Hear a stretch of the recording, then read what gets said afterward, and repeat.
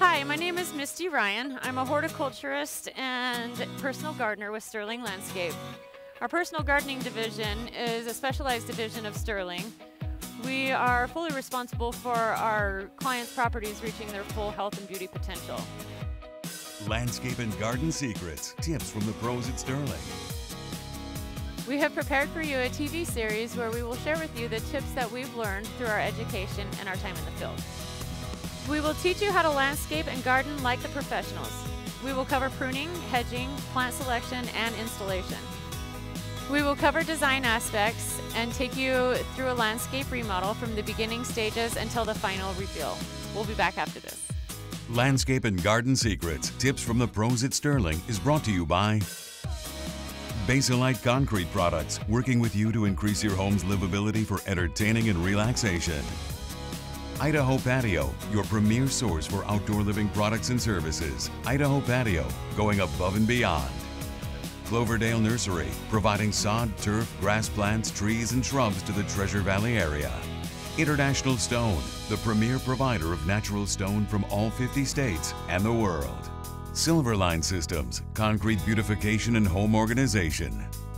And by Sterling Landscape Design, Construction, and Maintenance. Whether you want a full backyard makeover or a personal gardener to keep your flower beds, there is no project too large or too small. It's no wonder that our customers and design partners are singing our praises.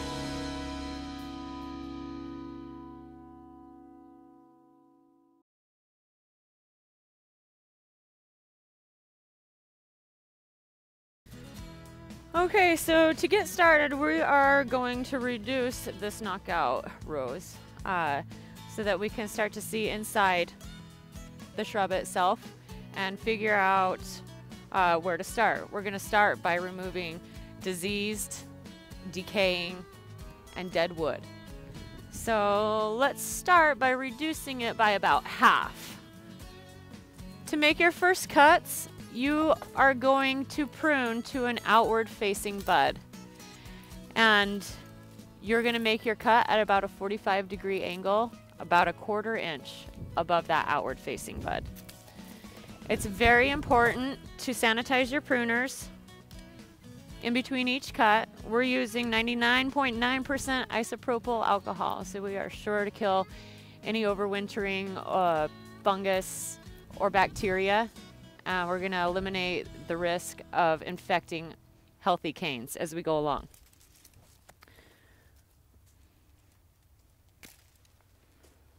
I like to start off by reducing it in size so that ultimately at the end of it, you've got a lot less to do. Is that a prime example of a borer right there? Yes. So right here, this is a bore. When you see holes in the top of your cane, a borer has entered the system and is eating the inner part of this cane. That's why we use the craft glue to seal the ends. It adds just enough of a barrier to eliminate them from entering. And I am going to see if I can dig this guy out so I can show you what he looks like. You can apply a systemic insecticide, and it has some effect on the borers, but your best defense is to prune them out as they get infected and seal your pruning cuts. So this guy has gone quite a bit down here. You're going to run into this a lot. So again, go down to your outward facing bud. You can see right here, the borer is still in the stem. On the flip side, there's no hole, so I know he's in here somewhere, so I am going to dig him out. So you can see where the borer has burrowed down the center of the rose cane, and you're going to see essentially waste from him. This borer, he's no longer in there, but he's clearly left some evidence.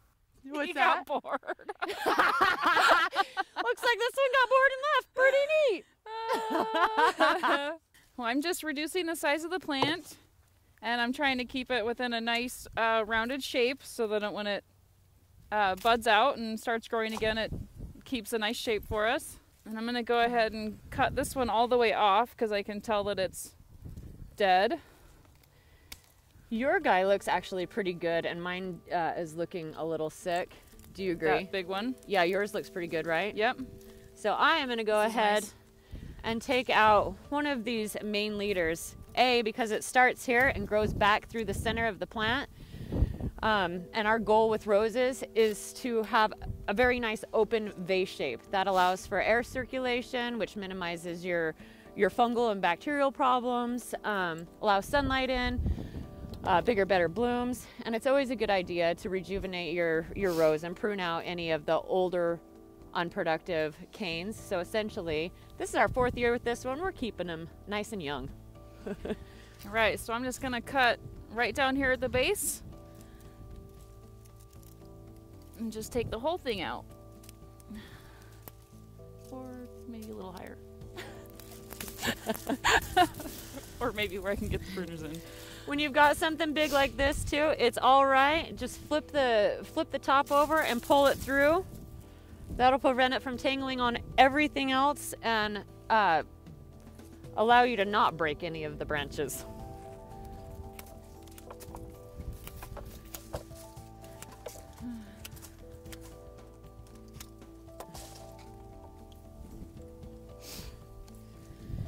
So we have a nice open center here, and we're starting to reduce in size. You can notice that we have a lot of debris down here. It is super, super important for roses that you remove all of last year's leaves, all the debris, open up the center. We don't want any of last year's leaves or any other leaves collecting around the base. They harbor insects and they harbor fungus, and anytime it rains, it's gonna splash those spores right back up on your rose, and you're gonna have fungus all over again. So we'll make sure that this is all cleaned out and that none of this remains. So before we go any farther and before we lose track of what we've pruned, you want to make sure that you go back with that craft glue and seal the ends. It can get a little bit messy. It's not gonna hurt the plant if it drips off the stem a little bit. Nope. You don't have to be real particular. All right, so we're gonna finish gluing and we'll be right back in a moment to finish up with this rose bush.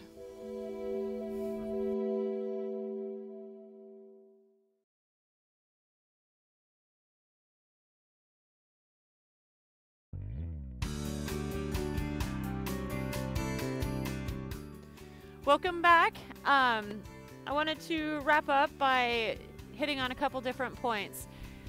A lot of people want to prune the roses in the fall or a little bit too early. I want to stress that really the forsythia blooming is the right time to prune. You will be pruning off viable growth. The importance of pruning in the spring is that if you do it in the fall or the winter, you risk dieback from cold temperatures, and you also create wounds for something that's very common in the Treasure Valley, which is cane blight, and that's a bacterial blight that gets in there. Proud to say we've done a pretty good job on these, and I'm not seeing any of that right now.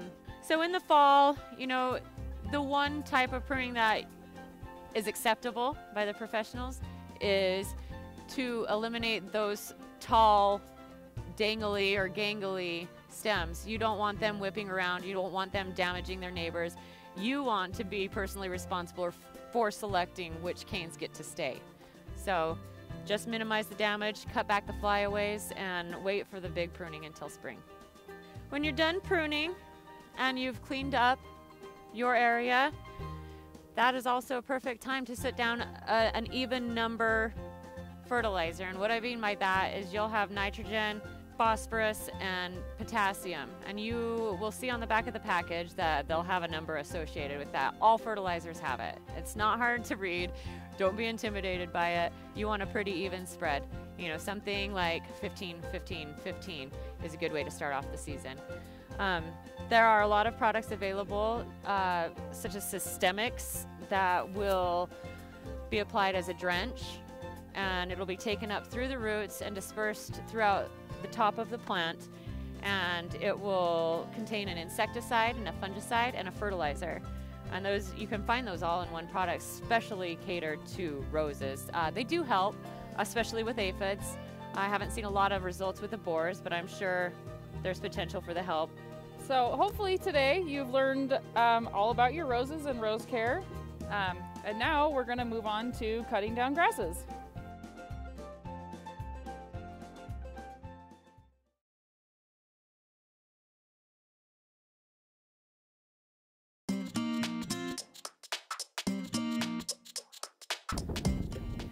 So this is the time to start pruning your grasses back as well.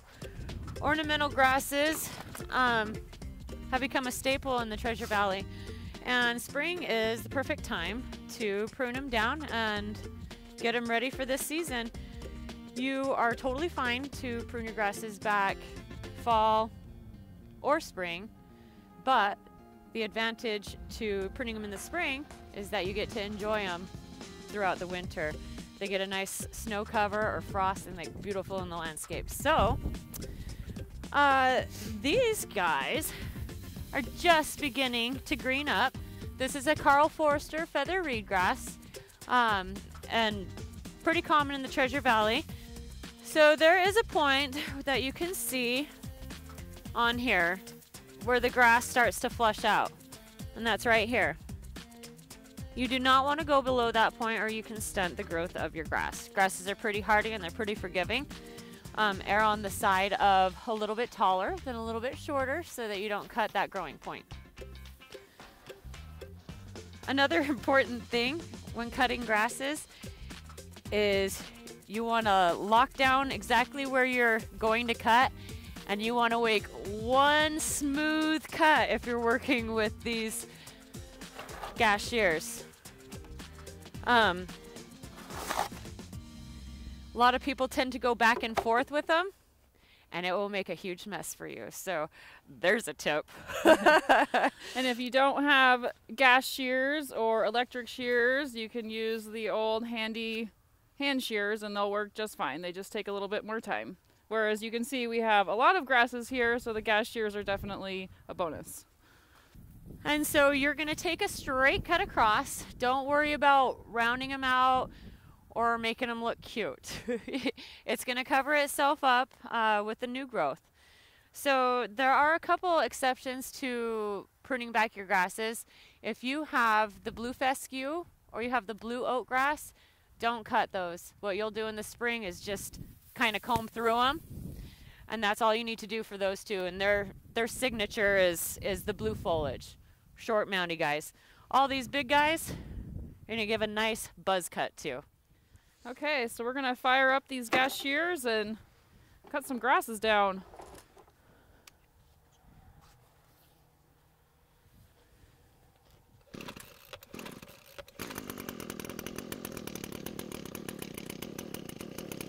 Hey Eva, go from this side Forward. Yeah.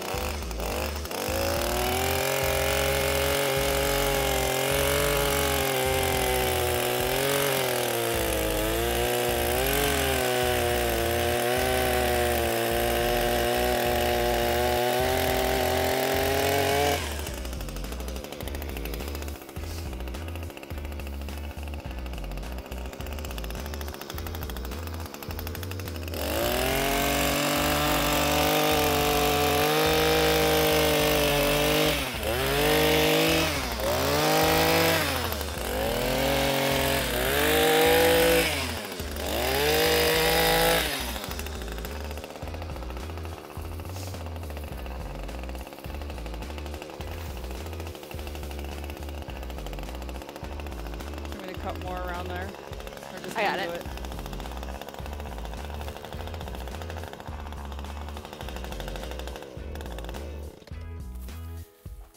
And then you can just come in and kind of clean it up around the edges with your pruners. Another tip from the pros, don't take your rake over the top of this to get everything out, or you will loosen up all the little tidbits and you'll have a huge mess.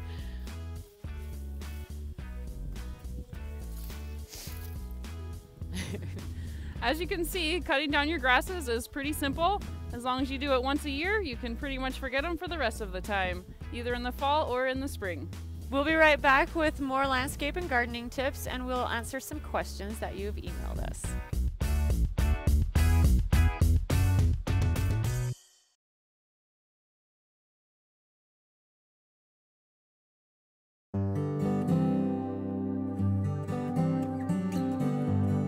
Welcome back. Now's the time we're going to answer a question, and we have a question from Joe in Kuna about when is the right time to apply dormant oil.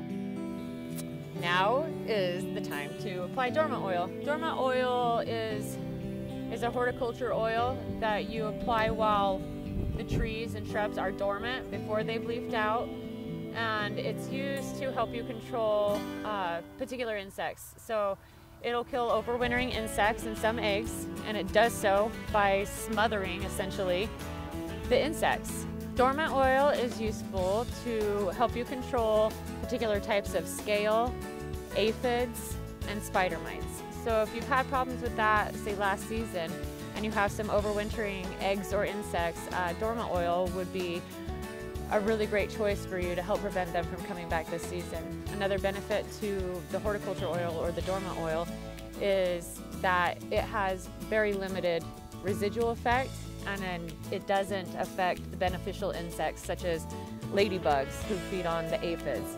So you're really going to be directly affecting only the pest and not the beneficial insects. Thank you, Joe. That was an excellent question. And if anybody else has a question they'd like answered, please email us at tips@sterlinglandscape.com. Hi, I'm Chuck Edwards with Brecken Land Design. I'm a landscape architect here in Boise, Idaho, and I specialize in residential landscape architecture. What we do is we specialize in residential landscape design, and when a homeowner contacts us, typically what we do is we meet the homeowner at the site, we walk the area, and we kind of go over the main goals, objectives, and really try and figure out how the client wants to create an outdoor space. There's a website called House, and what we do is typically when I meet a homeowner, we walk the site, get a general idea of what we want to do, and then on the website House, I create a private idea book. What I do is I try and get a whole bunch of different images to try and get the overall ambiance of the project. Typically what we do is once we finish the design, and there's a couple different levels to the design process. The first one is the concept, and we do 3 different concepts. I've done a little over 1,500 projects. I've had 2 clients now go, ooh, option B is perfect. Typically when we do multiple concepts, clients kind of pick different elements and we kind of combine the concepts into one. And then we go to construction documents, and what we end up doing is we create a planting plan which deals with all our plants, hardscape plan which deals with all our hardscape items like seat walls, patios, decks, water features. We can do irrigation plans and all the stuff the homeowner needs to basically get an accurate bid from a contractor. When we talk to a contractor, I always tell the homeowner to treat it like an interview process. You want this, your yard, believe it or not, in a landscape construction sense, is going to get blown up. Okay, it's really quite destructive to a backyard, and these guys are going to be in your backyard for a while. So it's not always the lowest price is the best to go. It's really to kind of treat it like a relationship. You need to have a really good understanding of who's going to be in your backyard, and just feeling really comfortable with them.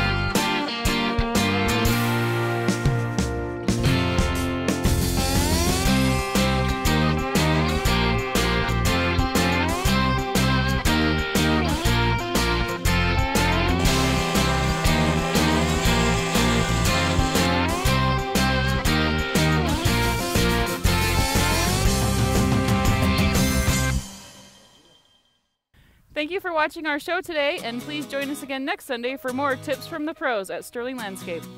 And I want to give a special thanks to Mark and Luann McKibben for letting us film here today. If you have any questions you'd like answered, please email us at tips@sterlinglandscape.com. Thank you for joining us. And we'll see you next Sunday. Landscape and Garden Secrets, Tips from the Pros at Sterling is brought to you by Basilite Concrete Products, working with you to increase your home's livability for entertaining and relaxation. Idaho Patio, your premier source for outdoor living products and services. Idaho Patio, going above and beyond. Cloverdale Nursery, providing sod, turf, grass plants, trees, and shrubs to the Treasure Valley area. International Stone, the premier provider of natural stone from all 50 states and the world. Silverline Systems, concrete beautification and home organization. And by Sterling Landscape Design, Construction and Maintenance. Whether you want a full backyard makeover or a personal gardener to keep your flower beds, there is no project too large or too small. It's no wonder that our customers and design partners are singing our praises.